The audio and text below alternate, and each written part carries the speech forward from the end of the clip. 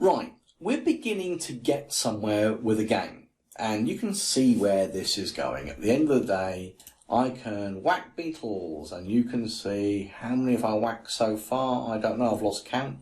Turns out I've whacked 10 beetles so far. But not much of a game because I'm up to 16, and quite frankly, this could be a very long video if I carried on. So how can we turn this into a meaningful game? Well, I think the only way we could do this at the moment is maybe we could have a timer set at 10 seconds. When the game starts, you've got to whack as many as you can, and then the game will stop after 10 seconds. That's all there is to it. And you can see how many beetles you've whacked. That would work as a game. You could challenge your friends. So here's the thing. How do we do that? Now, to do it, we need to make a timer. And making a timer, you'd thought Scratch actually would have come up with a nice simple thing, but they kind of haven't. You have to manually make it yourself.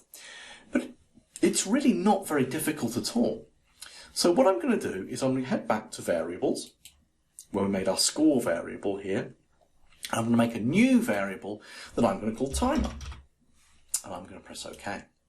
Now, the way this works is when the game starts, timer set to 0, knock off one, timer set to 10, my apologies, then every second knock one off until it reaches 0 when you stop the game.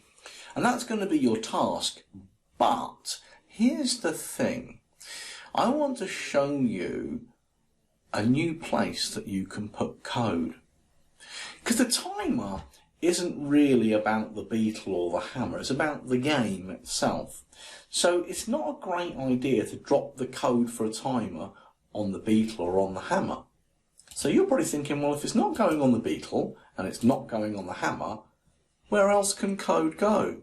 And the answer is there are, in fact, let's move that out of the way for a moment, there are 3 things in this game: beetle, hammer, and the stage or the backdrop. Now, over here on the right hand side you can see it says stage and it says backdrops here, funny enough. And if I click on it, you'll notice that the code stuff can be dropped onto here, onto the backdrop. That's what we're going to do in a moment. Just so you know, if you wanted to change that white background, all you've got to do is press this button down here, and the easiest way to is choose a backdrop, and you can choose one from the library, like Blue Sky. So we've got hammers and flying beetles. Well, it works. Of course, you still have the option to paint your own backgrounds or get a surprise one or upload a backdrop. And if you're not happy with the backdrop that you've got, you can just click up here for backdrops and you can bin the one that you don't want. So we'll go back to a plain white background. But we can go back here and put code. And this is what the challenge that I'm going to give you now. I'm going to give you the blocks and see if you can get it to work. So we're going to put some code on the stage, and the blocks we're going to need is events when the game starts. So when the game starts, we're going to need to set one of our variables to being 10. And then we're going to need to wait 1 second, and then we would need to change the variable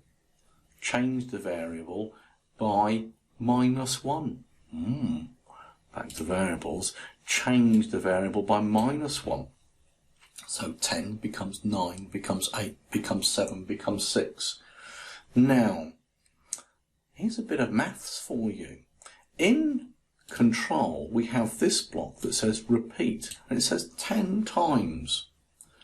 And also we have this one that says stop all. Just using those blocks and using a bit of common sense on your part, can you make it so that when the timer reaches 0, the game stops? See if you can solve it.